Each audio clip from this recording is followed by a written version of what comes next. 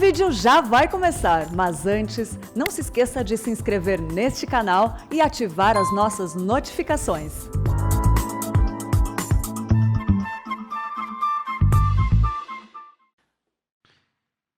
Graça e paz no nome de Jesus. Eu gostaria de, então, agradecer a você que tem nos acompanhado em nossa Escola Bíblica Dominical. Essa é a nossa primeira Escola Bíblica Dominical neste ano de 2021. E é uma alegria sempre estar servindo a todos vocês que têm nos acompanhado em nossos estudos bíblicos. O nosso desejo é servi-lo com a instrução fiel das Sagradas Escrituras. Nós cremos na Palavra de Deus como a regra de fé e prática para as nossas vidas. Cremos que ela é inerrante, infalível e tem autoridade para a minha vida e para a sua vida. Vamos então, no dia de hoje, na nossa primeira Escola Bíblica Dominical do ano, retomar os nossos estudos na teologia bíblica. Damos início a uma série de estudos denominado A História da Redenção no ano passado.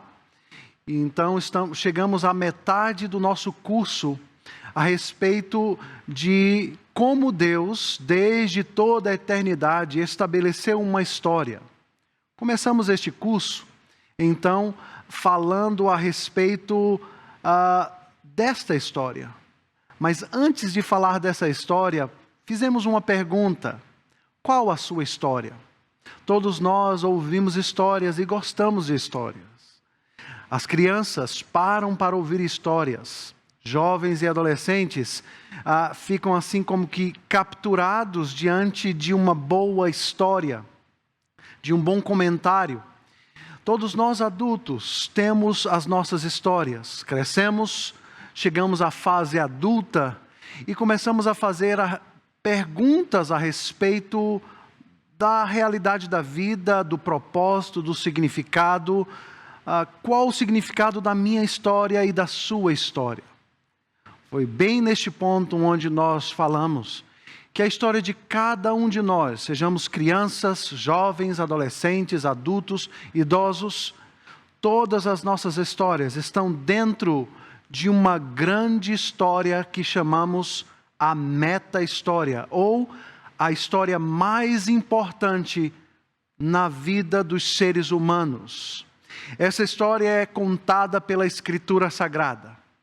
Portanto, o meu propósito foi dar a você uma visão da Escritura Sagrada, não simplesmente ou somente como uma composição de 66 livros, mas 66 livros que apontam para uma grande história, o qual chamamos também de a meta-história ou a super-história. A história mais importante que você pode ouvir ao longo de todos os seus anos de vida. Demos então inicialmente uma tríade de 3 palavras que tem a capacidade de resumir toda a nossa história, ou toda a meta-história, ou toda a grande história da redenção. A saber, as palavras criação, queda e redenção.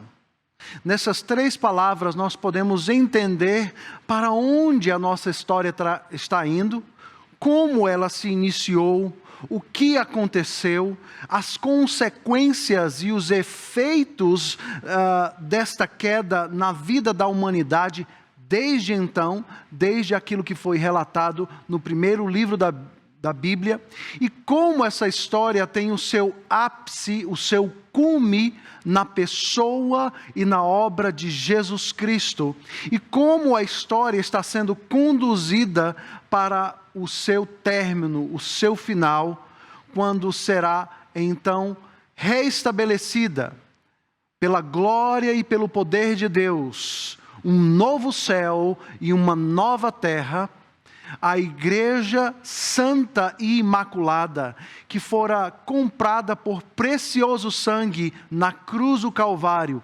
completamente redimida, livre das influências do pecado, da morte e de todas as atrocidades que acontecem na nossa história agora.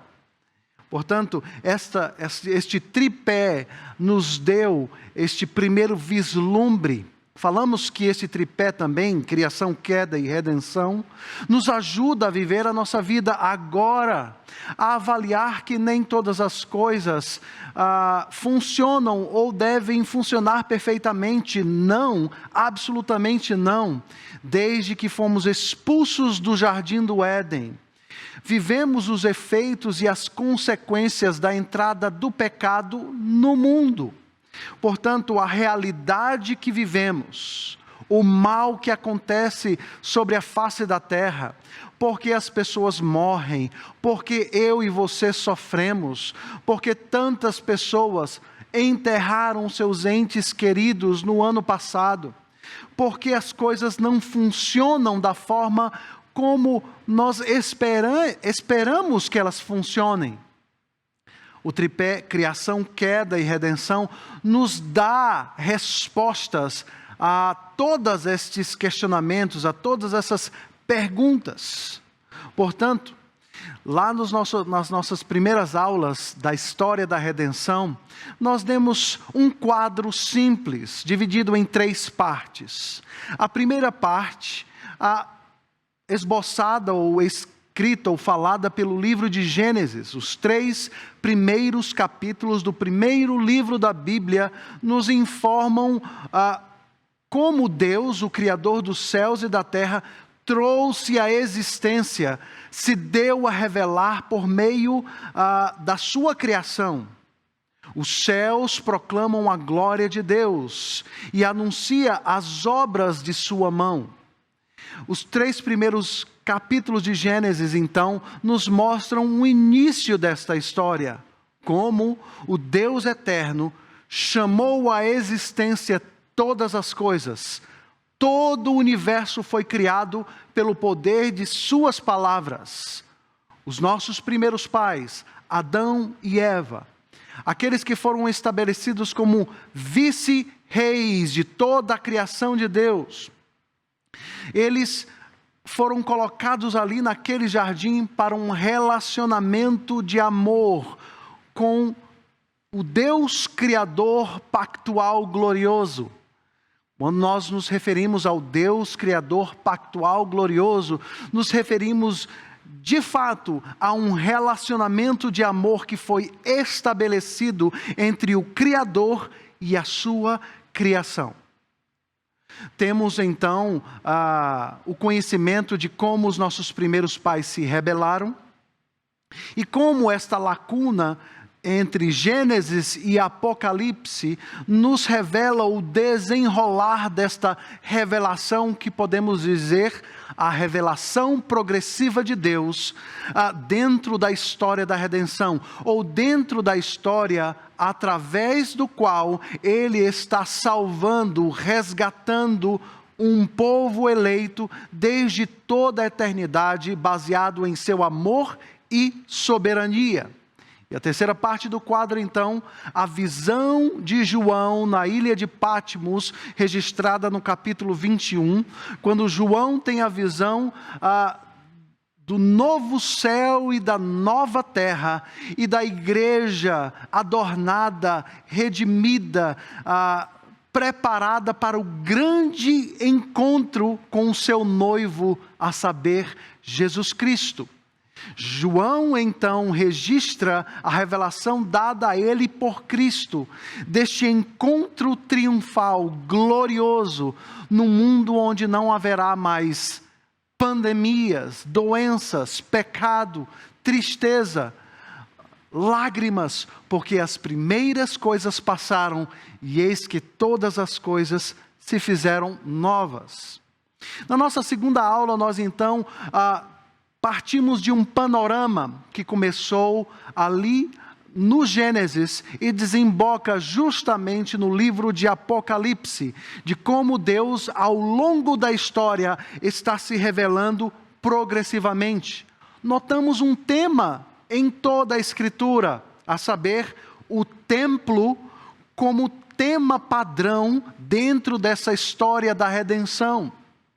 Inicialmente, no Jardim do Éden, nós chamamos o templo-jardim, este ambiente ou local onde Deus se encontrava com os nossos primeiros pais e conversava com eles, dialogava com eles, tinha relacionamento de amor com eles. Eles desobedecem, não passam no teste do pacto das obras, eles não demonstram fidelidade e obediência total às estipulações do pacto, e assim são expulsos do jardim do Éden. Mas a graça de Deus é manifestada desde o livro de Gênesis.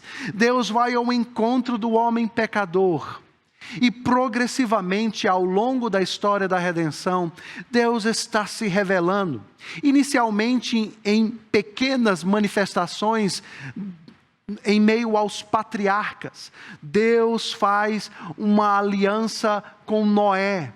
Deus estabelece os seus juízos sobre a face da terra, sobre a vida humana que havia se multiplicado em maldade, crueldade e pecado, de uma forma que toda a vontade dos seres humanos era inclinada para o mal.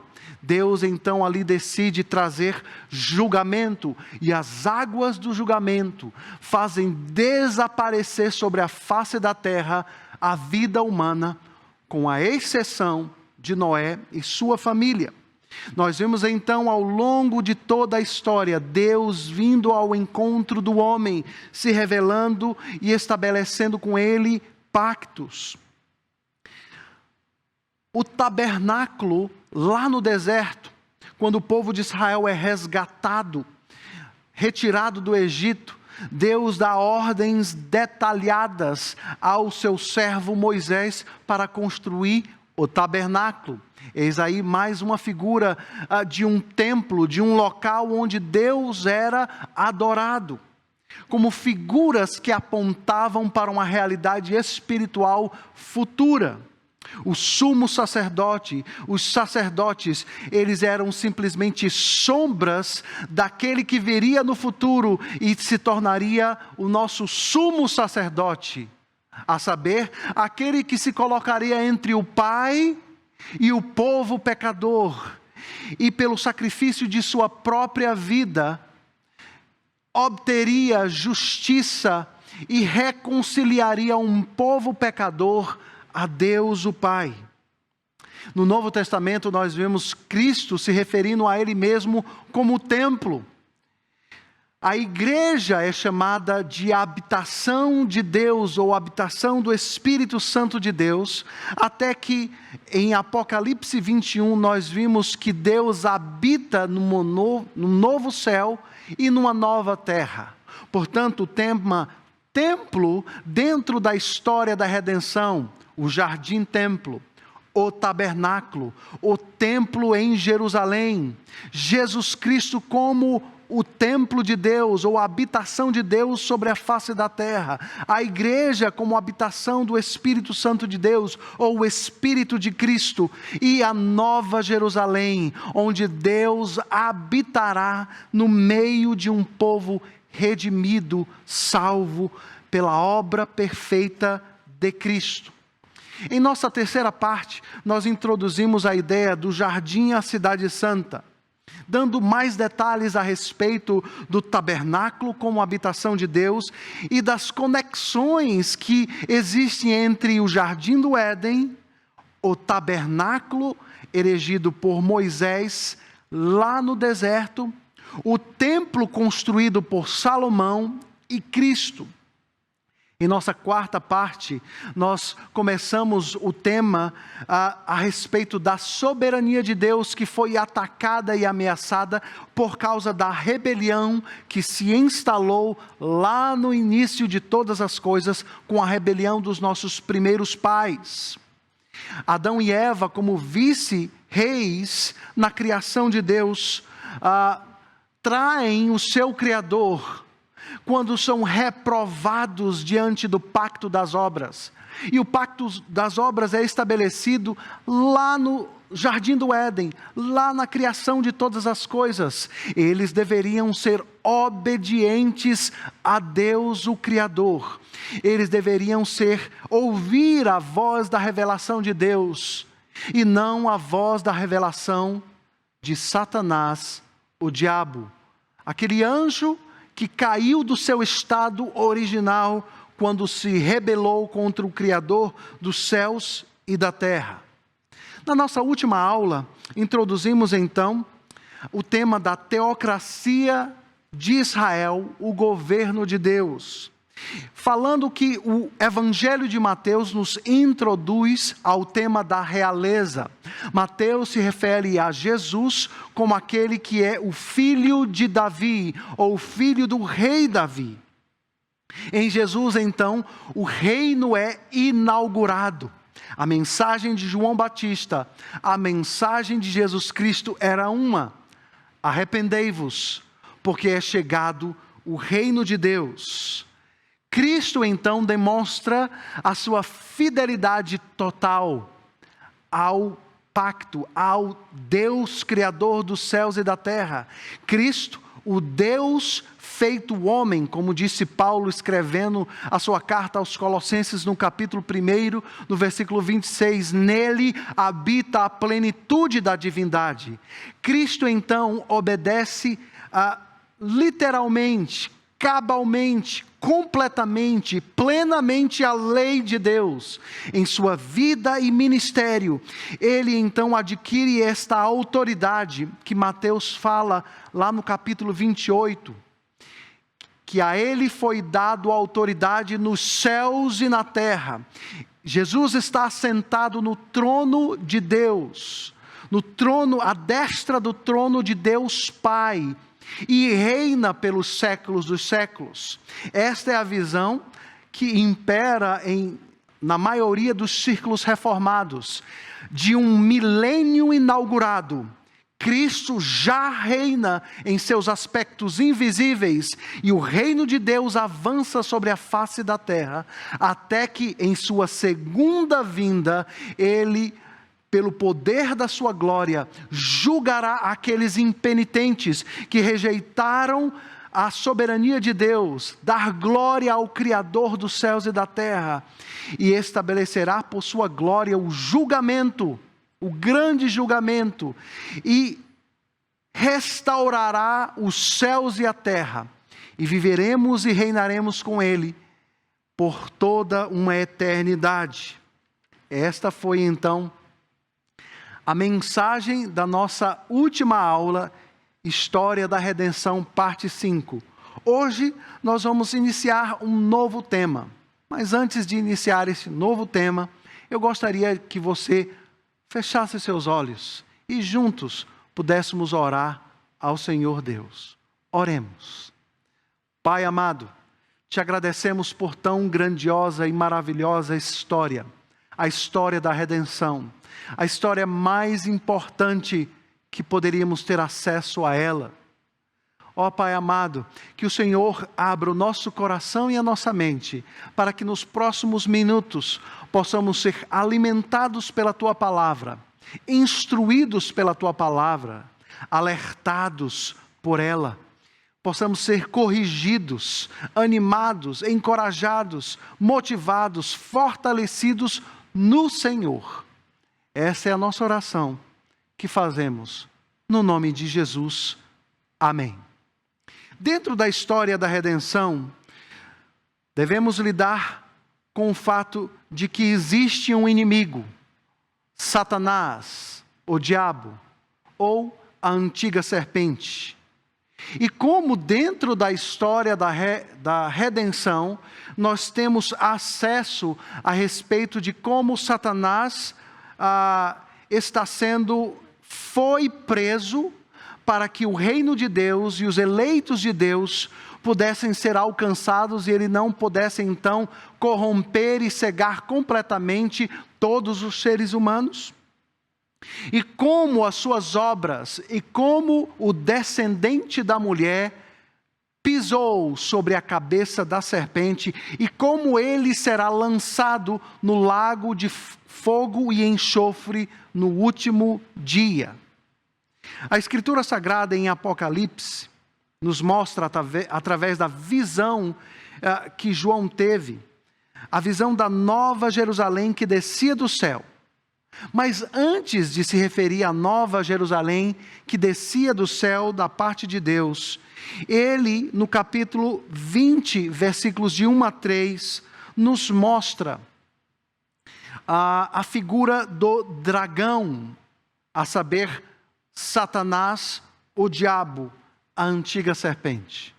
Abra sua Bíblia então, no livro de Apocalipse, no capítulo 20, versículos de 1 a 3. Diz assim a palavra do Senhor: Então vi descer do céu um anjo. Tinha na mão a chave do abismo e uma grande corrente. Versículo 2.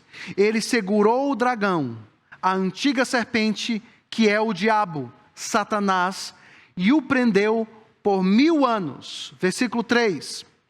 Lançando-o no abismo, fechou-o e pôs selo sobre ele, para que não mais enganasse as nações, até se completarem os 1000 anos depois de Cristo.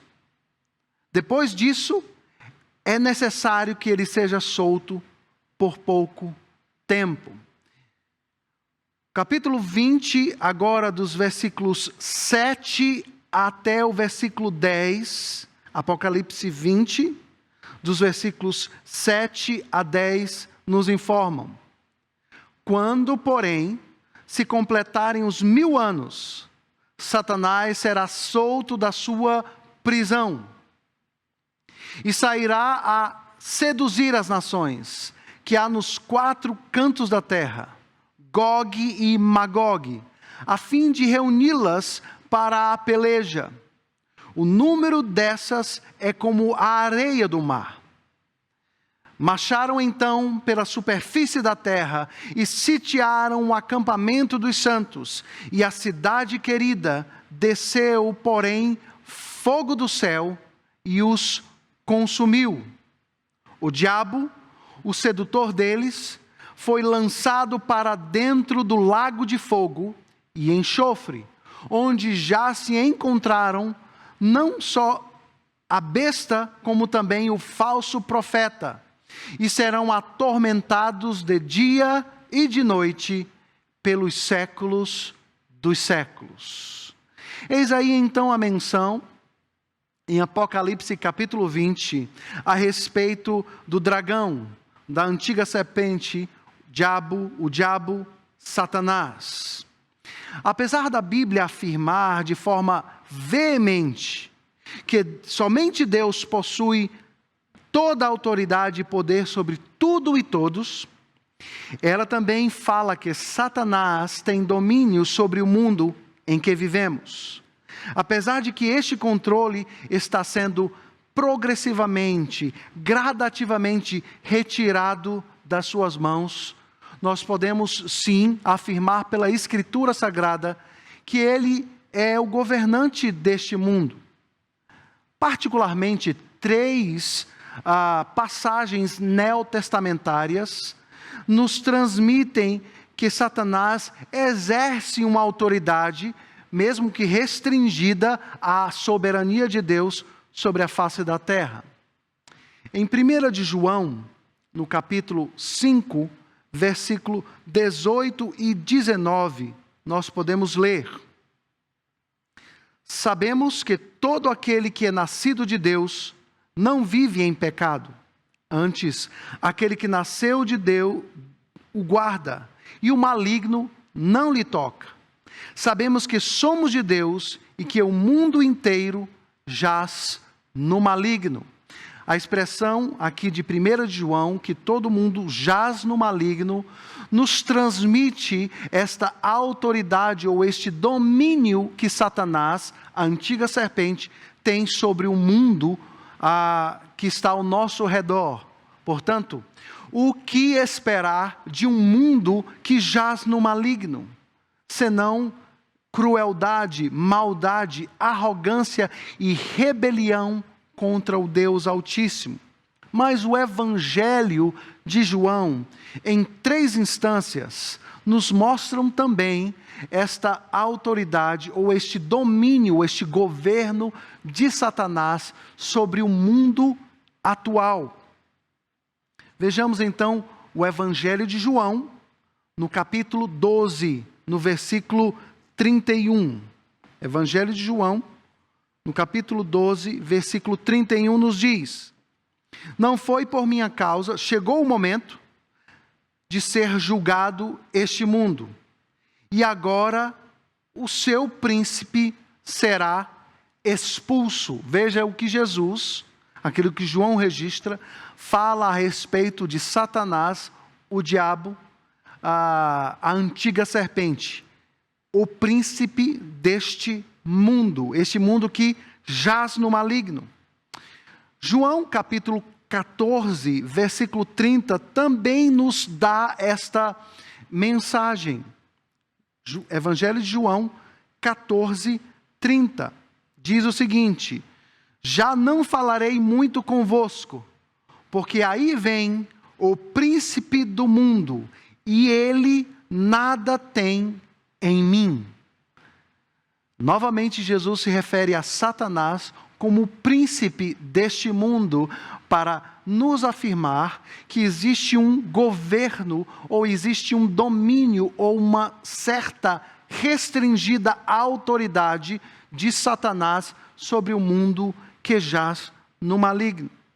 Nós podemos ver também em João, no capítulo 16, no versículo 11, João, capítulo 16, versículo 11, o seguinte: do juízo, porque o príncipe deste mundo já está julgado. O príncipe deste mundo já está julgado. O que nós aprendemos aqui é que Jesus Cristo, ele derrotou a Satanás. Mas nós vamos ver um pouco mais a respeito disso nos próximos minutos. Portanto, a Escritura Sagrada, através de 1 de João, João capítulo 12, 14 e 16, nos mostra quem é o governante deste mundo que jaz no maligno: Satanás. A ele, no entanto, não é dado a autoridade de cegar o entendimento de todos os homens sobre a face da terra. Nós, dentro da teologia reformada, na sua maioria, não na sua totalidade, cremos que Jesus já está reinando. Esta é a visão das coisas futuras, denominada o milênio inaugurado. Como diz o estudioso do livro de Apocalipse, o Dr. Greg Beale, o milênio inaugurado. Portanto, nós cremos que Satanás foi preso, mas a sua influência e o seu domínio atinge as nações que se erguem com fúria e ódio contra o cristianismo. Isso é muito claro, queridos, no nosso dia a dia. Se você, como cristão, quiser ser fiel a Deus no seu trabalho, você vai sentir na pele a resistência, o ódio de um mundo que jaz no maligno, de um mundo que se ergue contra o conhecimento de Deus, contra a soberania de Deus, contra a glória e exaltação de Jesus Cristo. Nós assistimos a cada dia aos governantes deste mundo distantes de um temor do Senhor, quando eles corrompem, roubam, destroem, enganam, e por causa dos seus maus feitos, a população mundial, as pessoas sofrem. Nós vimos também o homem que se rebela e dá as suas costas para Deus, e vive como se ele mesmo fosse Deus. Portanto, é claro que nós vivemos num mundo atingido pelo pecado, num mundo que se ergue contra o conhecimento e a glória de Cristo. Isso, então, nos remete a 1 de João, que nos fala de 3 grandes inimigos. O primeiro grande inimigo, Satanás, o diabo, a antiga serpente, que corrompe, que influencia, que domina e governa de forma restringida, mas tem domínio sobre este mundo. Nos fala, 1 de João, de um segundo grande inimigo, que é o mundo, o sistema corrompido. Se você quer honrar e glorificar a Deus, não importa o que você faz, você vai sentir a resistência e a perseguição. Por exemplo, se você quiser fazer aquilo que é correto, onde você trabalha, aquilo que é verdadeiro, aquilo que é bom, você vai muitas vezes enfrentar um sistema corrompido, que se ancora e que se guarda dentro da mentira, do engano, da corrupção. Não são poucos os ambientes que experimentam isso a cada dia, não importa o que você faz ou onde você está. É bem claramente evidente que este mundo se ergue contra a glória de Deus, contra o cristianismo, exalta outras religiões, dá liberdade a outras religiões, mas o cristianismo é perseguido nos 4 cantos da terra. Irmãos e irmãs nossos são perseguidos não simplesmente nos seus trabalhos, mas em países são degolados, são mortos por causa do Evangelho de Jesus Cristo. Eis aí então aquilo que a Escritura Sagrada nos afirma sobre o governante deste mundo.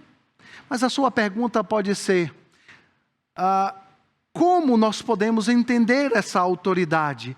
De onde esta autoridade, este governo de Satanás, o diabo, veio para que ele fizesse os estragos que ele faz?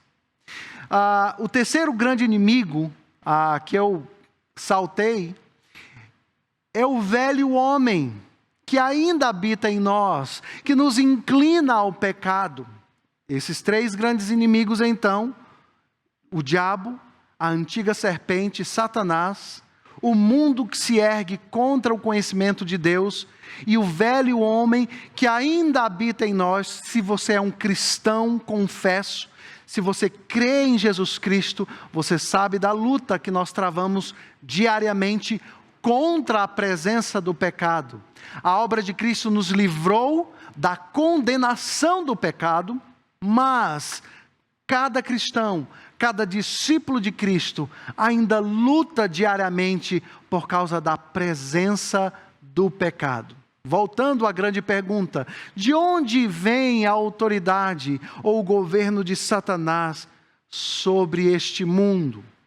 Para entender isso, nós sempre precisamos voltar para o livro de Gênesis. Anote aí, um entendimento claro dos primeiros capítulos de Gênesis nos dá um entendimento de toda a Escritura Sagrada.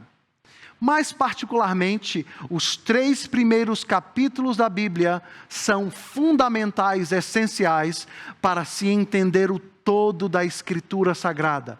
Porque tudo do Evangelho, absolutamente tudo da Escritura Sagrada, está contido nos 3 primeiros capítulos da Bíblia. O restante da Bíblia é simplesmente uma expansão do Evangelho que nos é desenrolado, principalmente no capítulo 3 do livro de Gênesis. Eis aí um capítulo ou um livro para ser estudado com grande cuidado e com grande esmero por todos nós cristãos.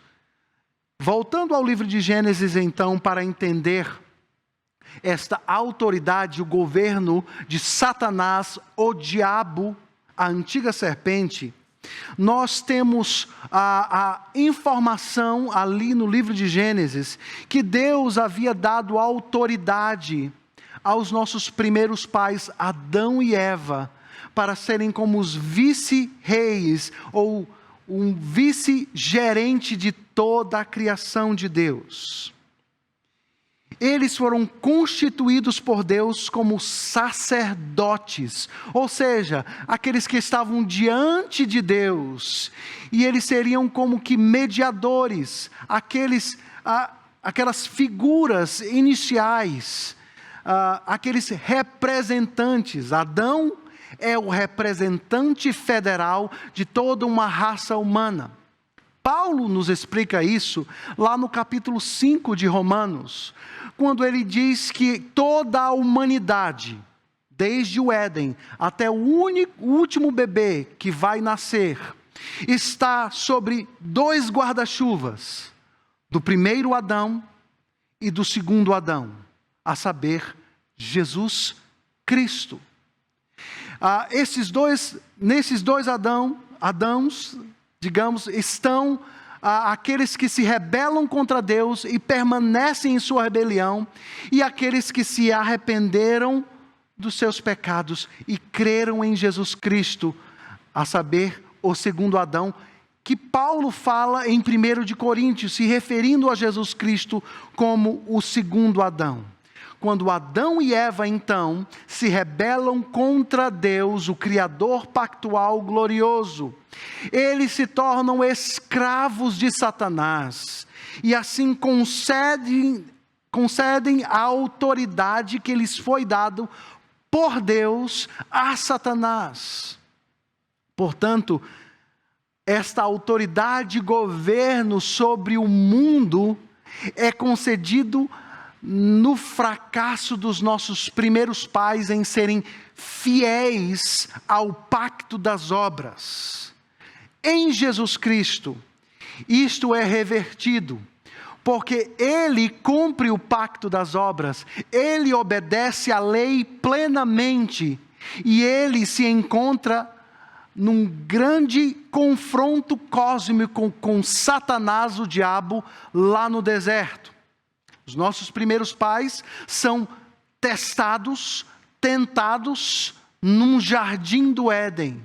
Mas o segundo Adão, a saber, Jesus Cristo, é testado, tentado num mundo hostil, num ambiente de deserto.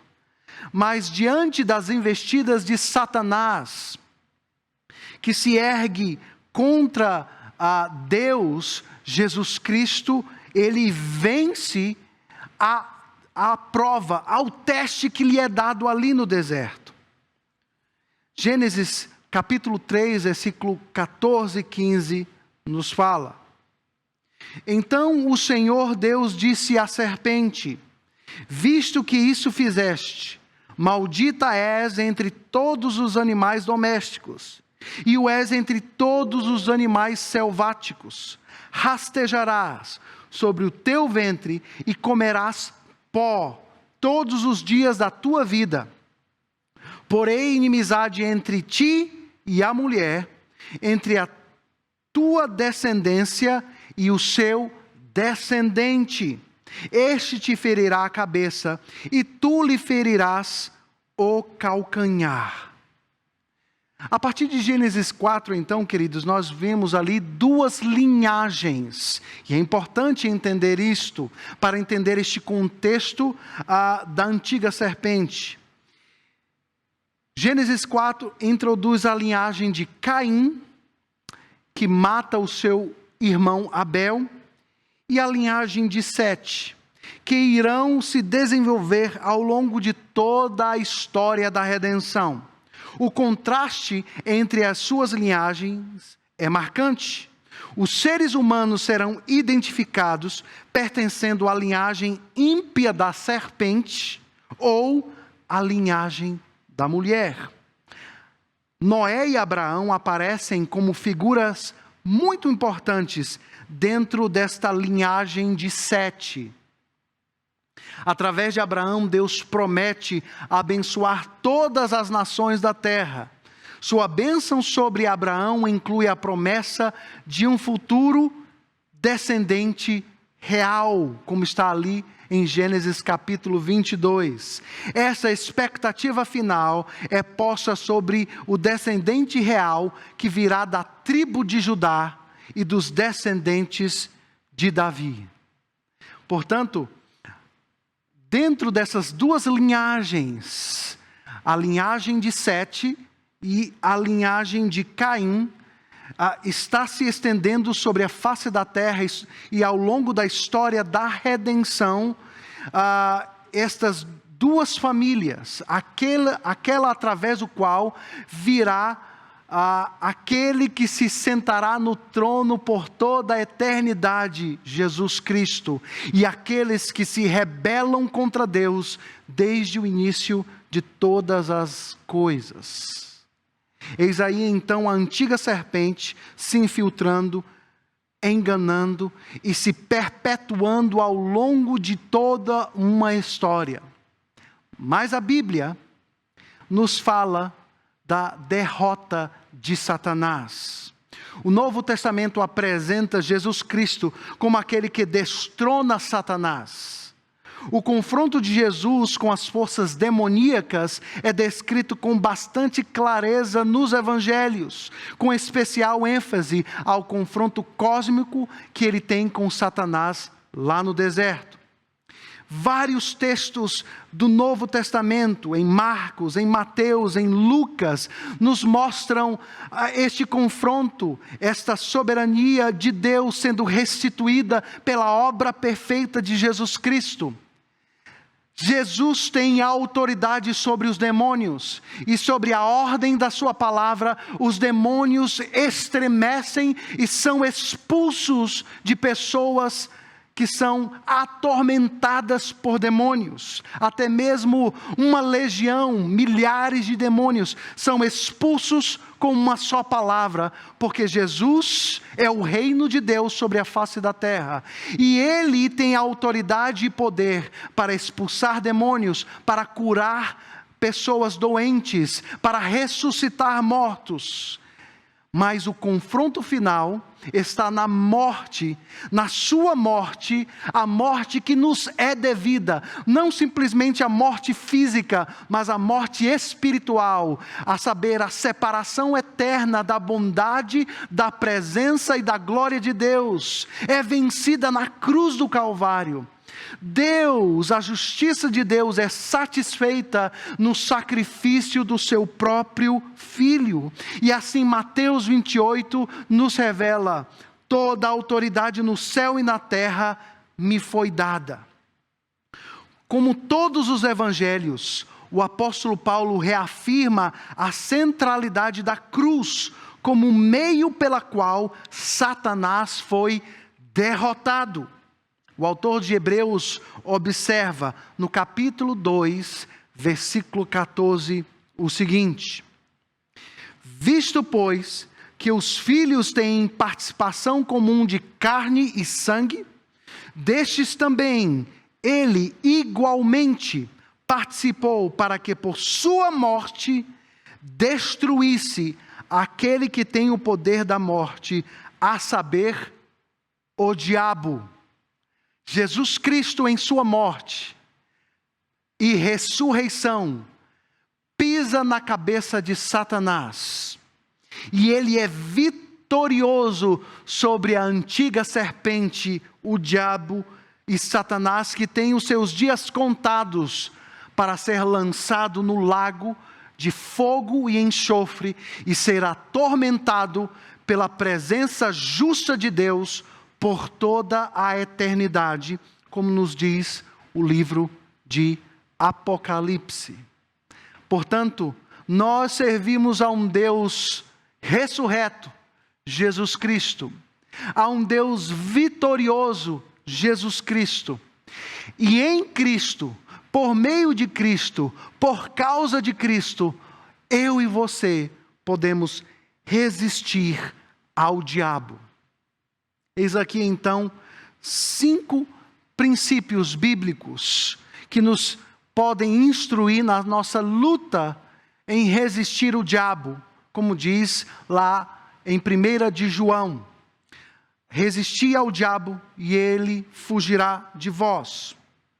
Inúmeras implicações, então, surgem de nós sobre Satanás e seu domínio. Em primeiro lugar, o grande engano de Satanás é persuadir os seres humanos a não reconhecer a soberania de Deus. Satanás está em sua obra, em sua luta, exercendo a sua autoridade restringida, o seu governo restringido sobre o mundo. Ele não pode cegar o entendimento daqueles que foram eleitos por Deus, e estes vão ser alcançados pela loucura da pregação do Evangelho.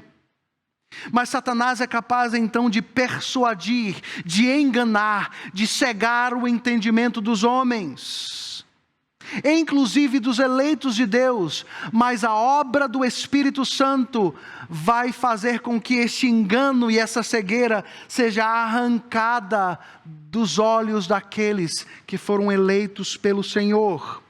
Em segundo lugar, precisamos estar conscientes de que, até que ele seja finalmente lançado no lago de fogo e enxofre, sua influência permanece ativa sobre a face da terra.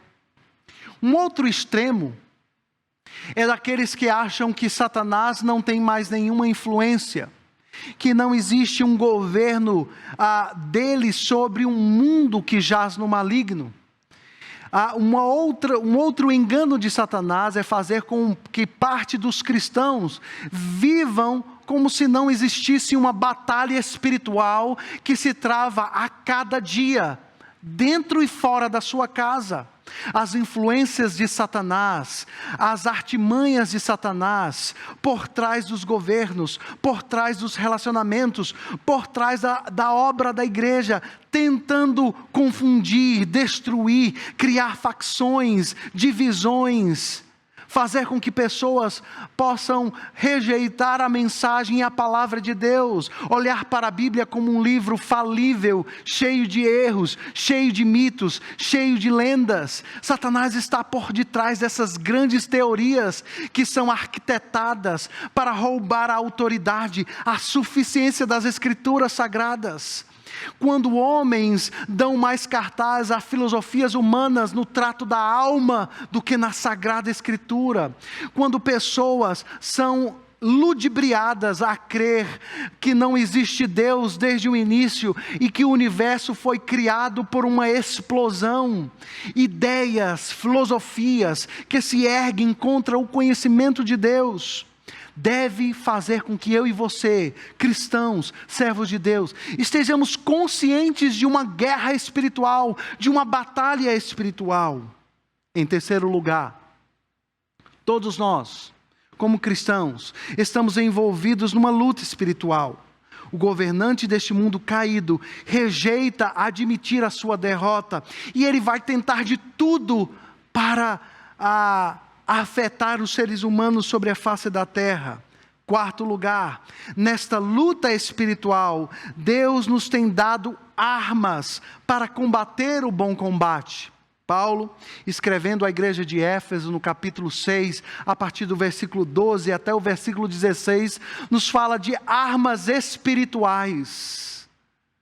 Temei ao Senhor, subjugai-vos à palavra de Deus, e assim nós estaremos resistindo o diabo. Portanto, quanto mais nos colocamos diante de Deus, quanto mais nos colocamos na dependência de Deus, do seu Espírito, mais simultaneamente estamos resistindo ao diabo. Quinto e último lugar, como cristão, nós somos chamados a nos manter perseverantes nessa batalha, sabendo que somos mais do que vitoriosos em Cristo Jesus.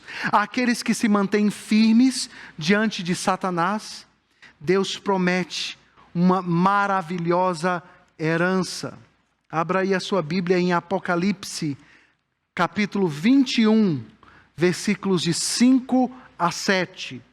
Apocalipse, capítulo 21, versículos de 5 a 7. Assim diz a palavra de Deus.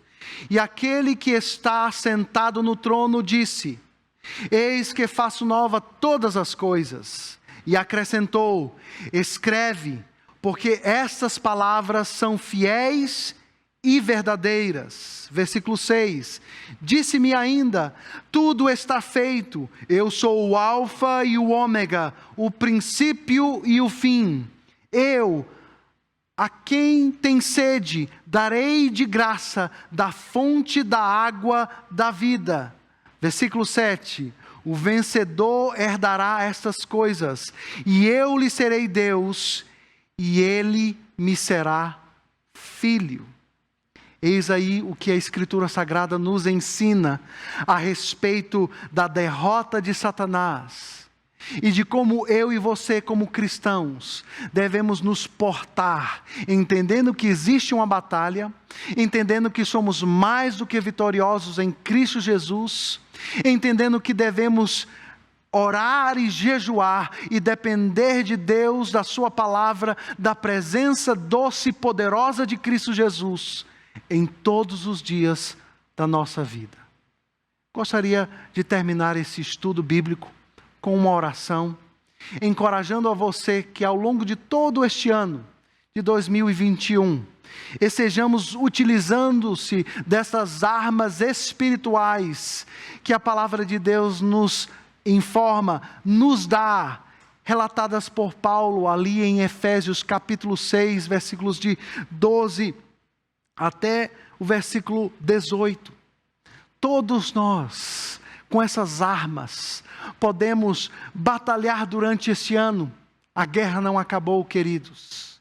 Ela vai acabar na vinda de Cristo. Até lá, nós devemos embanhar as nossas espadas, confiar em Jesus Cristo e seguir em frente, sabendo que somos mais do que vitoriosos em Cristo Jesus. Oremos. Santo e eterno Deus, nós te agradecemos, ó Pai, pela vitória de Cristo na cruz do Calvário, porque Ele derrotou Satanás, o inimigo de nossas almas. Te pedimos, ó Deus, que o Senhor nos fortaleça no início deste ano, que o Senhor nos dê perseverança, fortaleça a nossa fé, fortaleça o nosso coração, que possamos andar no Espírito, crendo na Tua Palavra, na presença de Cristo, na presença do Espírito Santo, e sejamos fortalecidos a cada dia.